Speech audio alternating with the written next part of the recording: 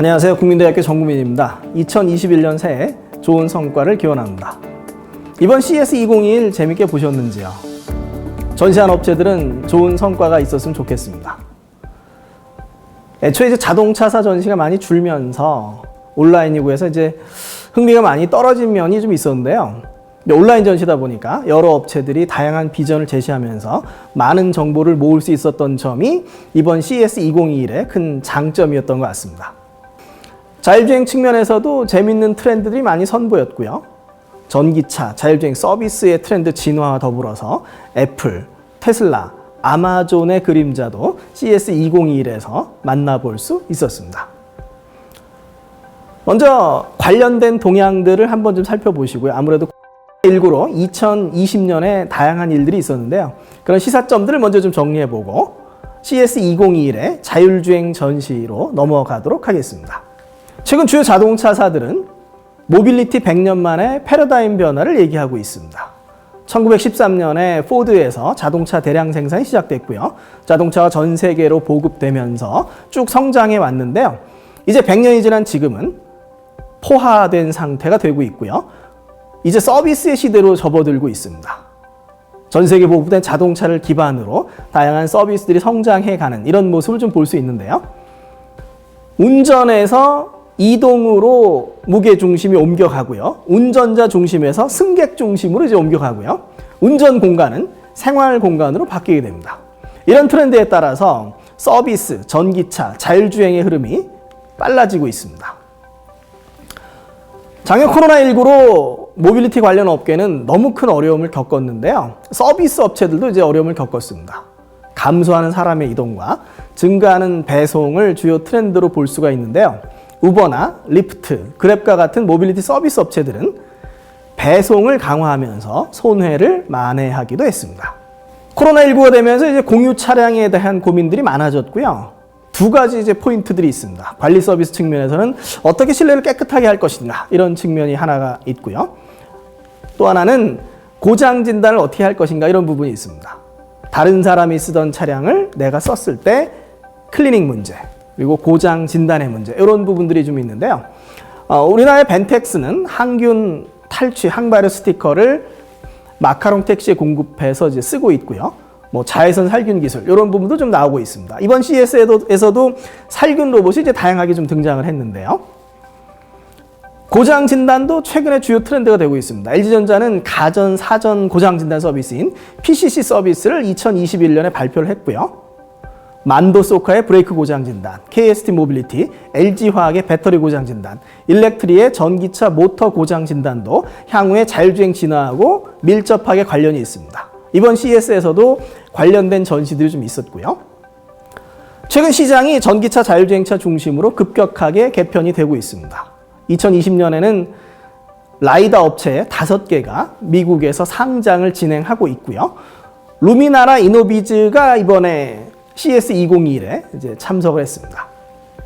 기술적인 진화 방향을 보면은 존 아키텍처라는 용어가 좀 나오게 되는데요. 존 아키텍처는 고성능 컴퓨터를 중심으로 전체 제어 시스템들이 연결되는 이런 구조가 되고 있습니다. 앞으로 자율주행 시스템의 핵심이 될 것으로 보이고요.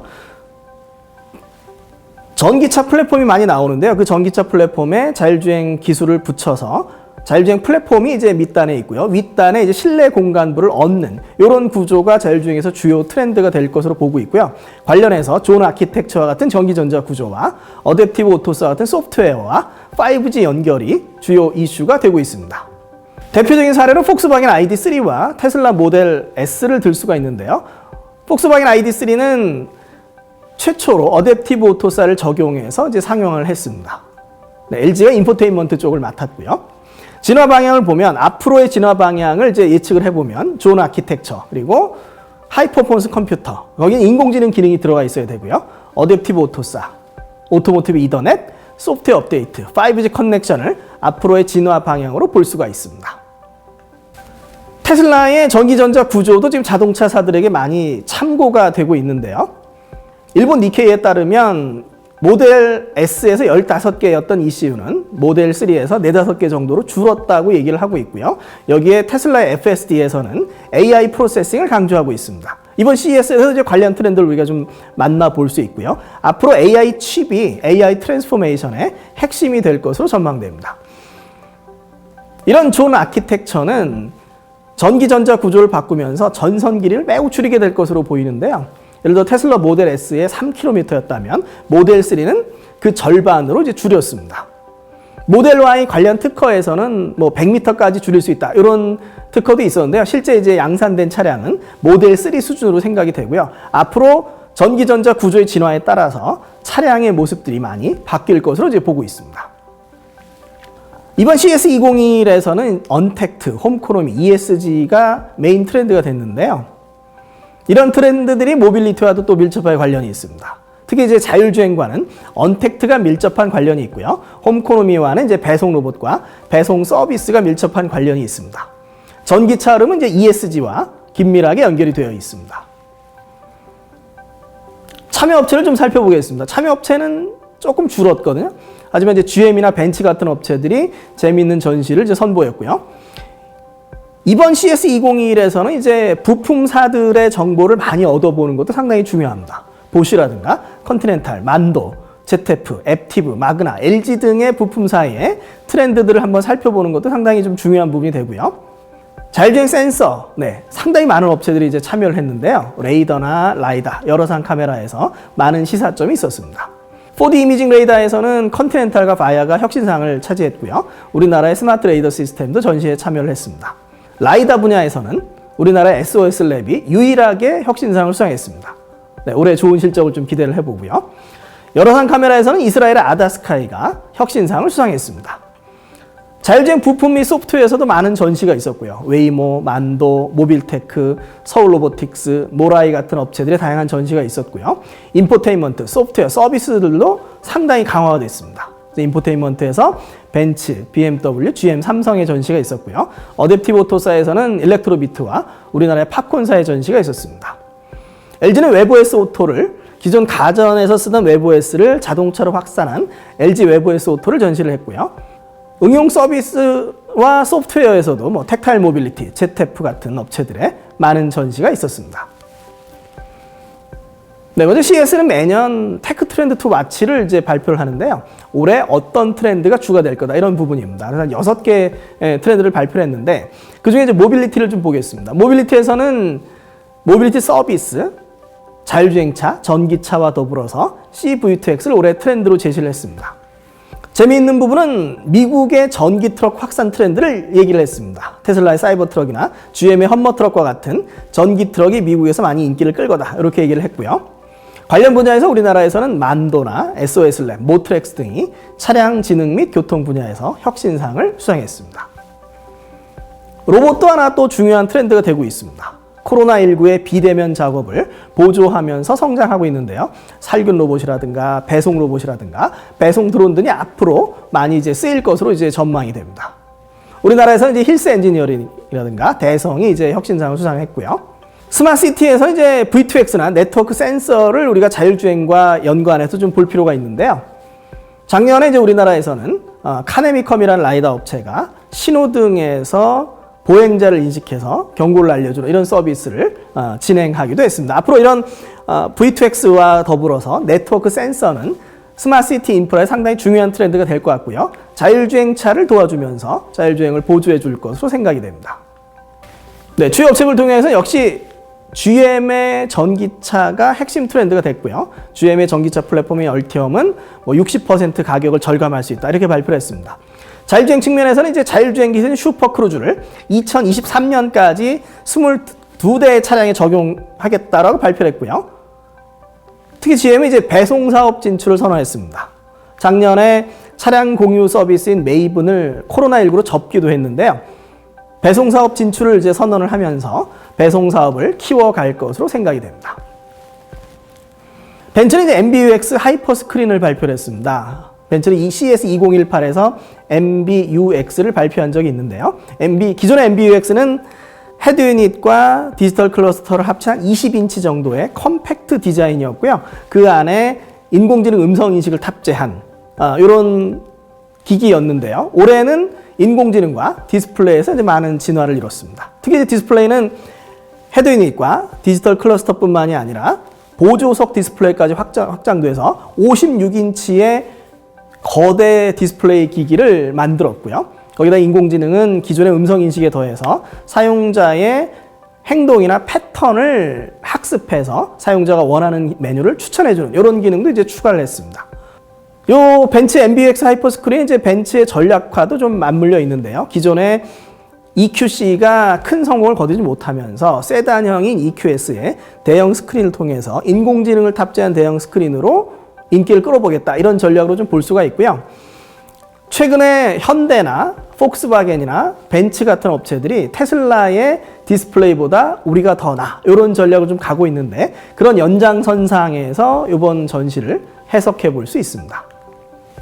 만도는 스티어 바이 와이어 기술로 혁신상을 수상했습니다. 스티어 바이 와이어는 핸들과 타이어의 전기적인 연결만 있고 물리적인 연결이 없는 부분인데 우리가 이제 회전을 시키면 이제 바퀴가 돌아가는 이런 형태로 좀 구현이 되어 있습니다. 이 스티어 바이 와이어의 장점은 앞으로 전기차나 자율주행차의 설계에 이제 큰 도움을 줄 수 있다라는 점인데요. 오토 스토어 기능이 이제 자율주행에서 수동주행으로 전환되거나 수동주행에서 자율주행으로 전환될 때 핸들이나 브레이크를 자유자재로 꺼냈다가 넣을 수 있는 이런 기능이 이제 적용이 될 수 있습니다. 만도는 2022년부터 관련 기술을 상용할 예정입니다.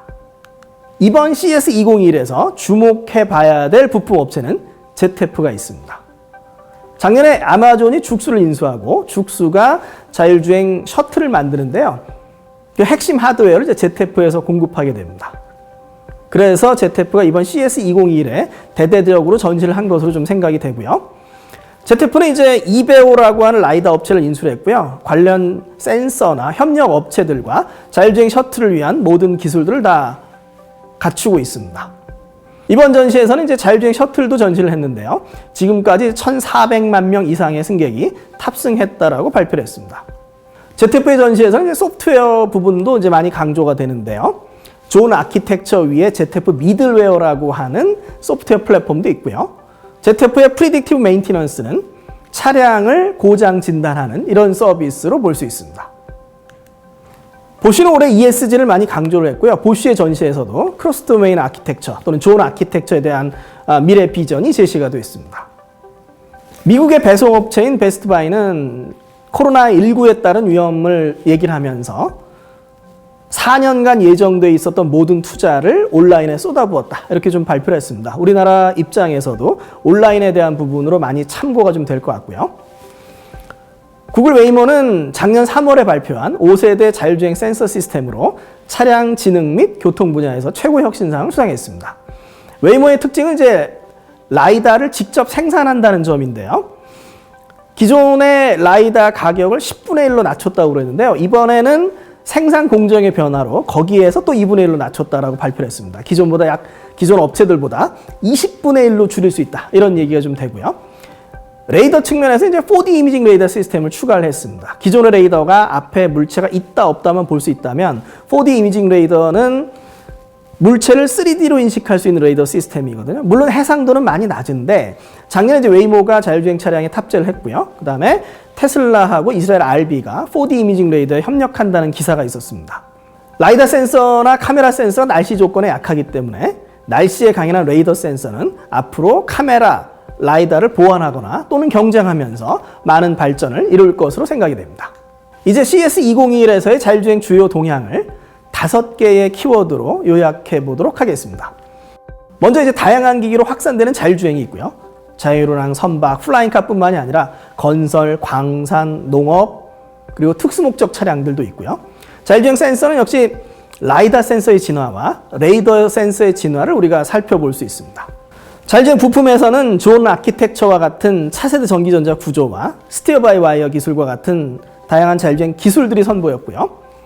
인포테인먼트, 소프트웨어, 서비스 측면에서도 이제 다양한 전시가 있었습니다. V2X는 이제 본격적인 상용화를 앞두고 있는데요. 관련해서 서비스나 보안 업체들의 전시가 있었습니다. 이번 CS2021에서 중국 업체들의 전시는 크게 줄었습니다. 근데 이제 중국 업체들이 전시장 밖에서 발표한 부분들이 또 시사점이 있거든요. 그래서 그런 부분을 한번 묶어서 좀 보면 다양한 기기로 확산되는 자율주행의 측면에서는 이항은 헝친과 UAM 서비스 계약을 발표를 했고요. 이번 전시회에 참가한 메이플라워 자율운항 선박은 2021년에 대서양 횡단을 발표를 했습니다. 자율주행 센서 측면에서는 2020년에 라이다 5사는 스펙 상장을 추진했었고요. 중국의 DJI는 자율주행 기술 개발을 발표를 했습니다. DJI의 계열사인 리복스는 라이다를 개발하고 있는데요.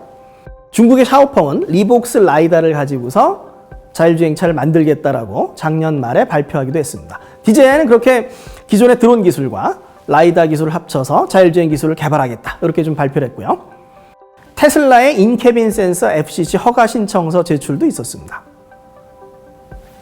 레이더 센서를 이용해서 차량 안에 타 있는 사람들을 인식하는 센서인데요.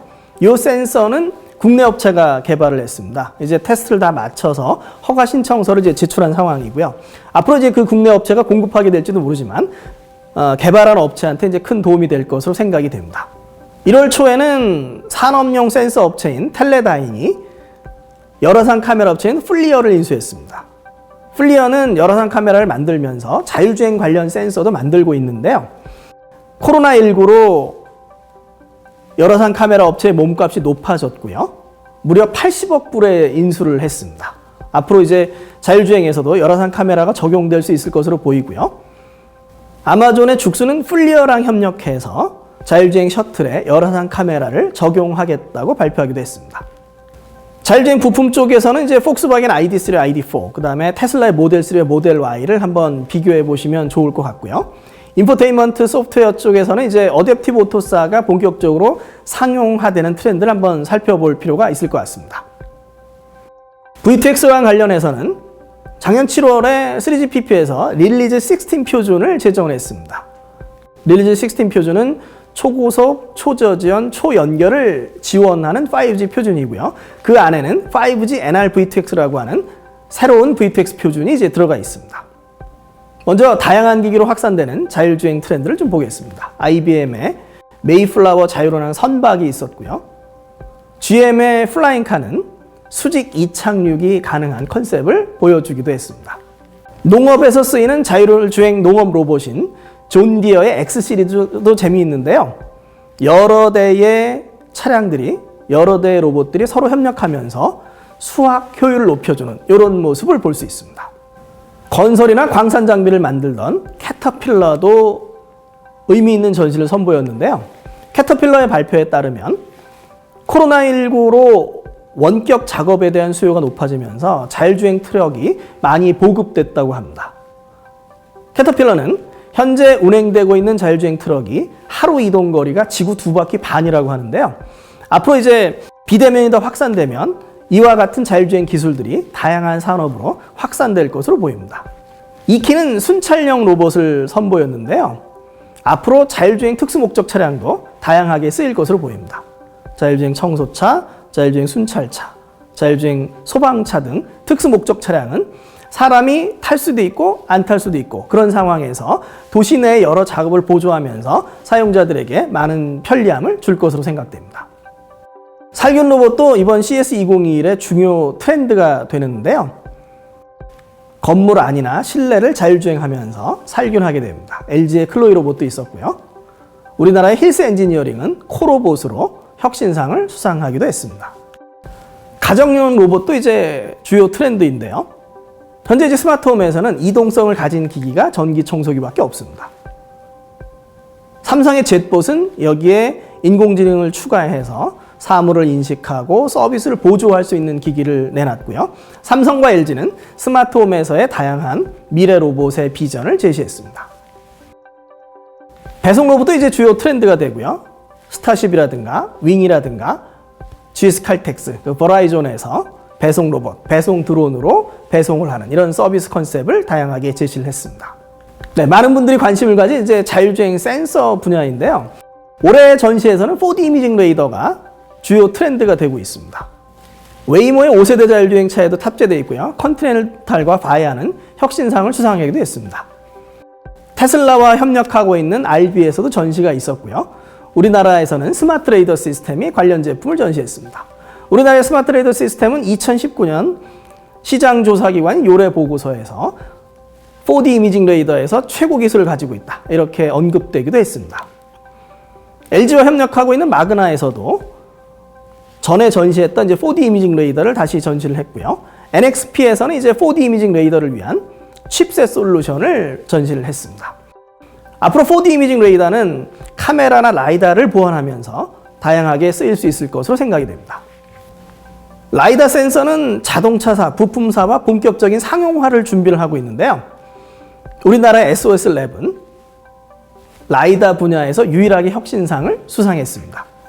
SOS랩의 ML2는 고정형 스캐닝 방식의 라이다고요. 작은 크기와 저렴한 가격으로 만들 수 있어서 앞으로 상용화에 큰 도움이 될 것으로 생각이 됩니다. 루미나의 라이다도 이제 상당히 주목해 볼 필요가 있는데요. 라이다가 이제 지붕에 달려 있습니다. 보통 이제 앞쪽 범퍼에 있으면 작은 충격에도 센서가 망가져서 비용이 많이 들 수 있는데요. 지붕에 두면 이제 그런 부분을 좀 막을 수 있어서 도움이 될 수 있습니다. 참고가 좀 될 것 같고요. ZF가 인수한 이베오도 관련 기술을 전시했습니다. 레다텍과 독일의 블릭펠트도 관련 라이다 기술을 전시를 했고요. 이스라엘의 아다스카이는 바이퍼라고 하는 열화상 카메라로 혁신상을 수상했습니다. 역시 이스라엘의 이제 트라이아인데요. 작년에 이제 전시에 나왔던 업체인데 숏웨이브 IR 카메라를 전시를 했습니다. 악천후 및 야간 조건 그리고 연기가 있을 때 이제 보조할 수 있는 이런 부분인데요. 저가의 센서를 만들 수 있는 점이 또 장점이 됩니다. 자율주행 부품에서는 만도의 스티어 바이 와이어 기술이 있었고요. 우리나라의 모빌테크는 자율주행차가 위치를 쉽게 인식할 수 있는 기술로 혁신상을 수상했습니다. 우리나라의 서울 로보틱스는 실시간 라이다 인식 소프트웨어를 전시를 했고요. 중국의 호라진 로보틱스는 존 아키텍처에서 새로운 자율주행 전기전자 구조에서 핵심 CPU 부분에서 좀 눈여겨볼 필요가 있습니다. 테슬라의 FSD처럼 AI 칩 전이 3를 전시를 했는데요. 중국의 호라이즌 로보틱스는 CS 기간 중에 4억 달러의 투자를 발표하기도 했습니다. 존 아키텍처의 진화에 따라서 ZF, 보쉬, 애티브 등이 새로운 자율주행 전기전자 구조를 전시를 했고요.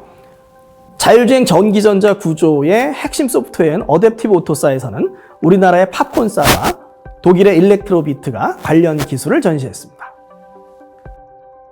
자율주행 플랫폼 위에 실내 공간을 얹으면서 인포테인먼트도 중요해지는데요. 벤츠, BMW, 삼성, 하만, FCA에서 관련 기술을 전시했습니다. 우리나라의 모라이는 자율주행 시뮬레이터를 개발하고 있는데요. 화성의 KCT라고 하는 자율주행 테스트 도시를 그대로 디지털화해서 시뮬레이터를 제공을 하고 있습니다. LG는 기존 가전에서 쓰이던 웹OS를 자동차로 확장한 웹OS 오토를 전시를 했고요. 옐로나이프는 현대차에서 분사한 회사인데요. 우리가 이제 디지털 계기판에 영상을 업데이트하고 바꿀 수 있는 이런 서비스를 선보였습니다. 앞서 차량 고장 진단이 공유 차량이나 자율주행차에 중요하다고 말씀을 드렸는데요. 자율주행 차량은 누군가 이제 진단을 해줘야 되는데 그걸 원격으로 진단해 줄 필요가 있는 거죠. 텍타일 모빌리티와 독일의 ZF가 관련 기술을 선보였습니다. 이스라엘 텍타일 모빌리티는 지금 BMW랑 협력하고 있다고 얘기를 하고 있는데요. 서스펜션이나 타이어나 브레이크에서 모아진 정보를 바탕으로 차량 유지 보수에 활용을 하고요. 그 도로 감지나 주행 성능 향상에도 쓸 수 있다고 발표했습니다. ZF는 예측 관리 기술인 프리딕티브 메인티넌스 기술을 발표했는데요. 전체 부품들을 지속적으로 모니터링하고 유지 보수할 수 있는 서비스입니다. 앞서 이제 코로나19와 고장 진단에서 이제 본 것 같이 이런 서비스들이 앞으로 상당히 중요해질 것으로 보입니다. 차량과 차량, 차량과 인프라, 차량과 도로를 연결한 V2X는 이제 본격적인 상용화를 앞두고 있는데요. 본격적인 상용화를 앞두고 있기 때문에 여러 서비스들과 보안 관련 업체들이 이제 전시를 선보였습니다. 아이넷은 V2X 기반 충돌 방지 서비스를 이제 선보였고요. 오토 가디언은 V2X 기반 지능형 교통 안전 시스템을 전시를 했습니다. 독일의 에스크립트와 대만의 아크렌도 V2X 보안 기술을 선보였는데요. 앞으로 V2X 기술이 본격적으로 상용화에 들어가면 서비스나 보안 기술이 상당히 중요해질 것으로 생각이 됩니다. 네, 지금까지 CS2021 자율주행 핵심 키워드를 5개의 키워드를 한번 정리해봤습니다. CS2021에서는 언택트, 홈코노미, ESG가 주요 트렌드가 되고 있습니다.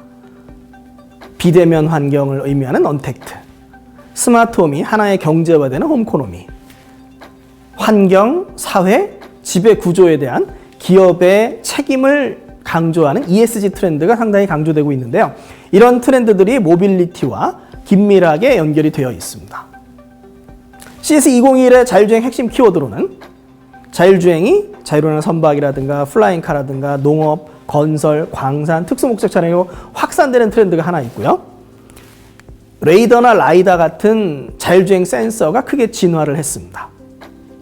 앞으로 자율주행을 위한 차세대 전기전자 구조와 관련 부품들이 많아질 것으로 보이고요. 인포테인먼트, 소프트웨어, 서비스 측면에서도 다양한 업체들의 전시가 있었던 점이 특징입니다. 또한 본격적인 상용을 앞두고 V2X에서 보안이라든가 서비스 같은 부분들이 선보인 점도 특징입니다. 관련해서 이제 우리나라 업체들에게 주는 시사점도 있는데요. 예를 들어서 라이다 업체들은 현재 주요 부품사나 자동차사들과 상용화를 위한 긴밀한 협력을 하고 있습니다. 자동차 도메인에서는 자동차사나 부품사와의 협력이 상당히 중요해지는데요. 자동차에서 어떤 요구사항이 있는지, 그리고 어떤 내구성을 갖춰야 되는지 이런 필요사항을 좀 반영해 볼 필요가 있습니다. 관련해서 우리나라 스타트업들을 만도와 모비스 같은 부품사와 묶어서 검증과 자동차 요구사항을 알 수 있도록 지원해주는 이런 정책적인 배려도 필요할 것 같고요. 그렇게 스타트업을 끌어주는 전략을 통해서 우리나라 스타트업들이 세계 무대에서 성공해 나갈 수 있을 거라고 생각이 됩니다. 앞으로 미래 산업을 이끌어갈 모빌리티와 자율주행 분야에서 우리나라 업체들의 좋은 성과를 응원합니다. 더 좋은 우리나라를 이끌어 주십시오. 감사합니다.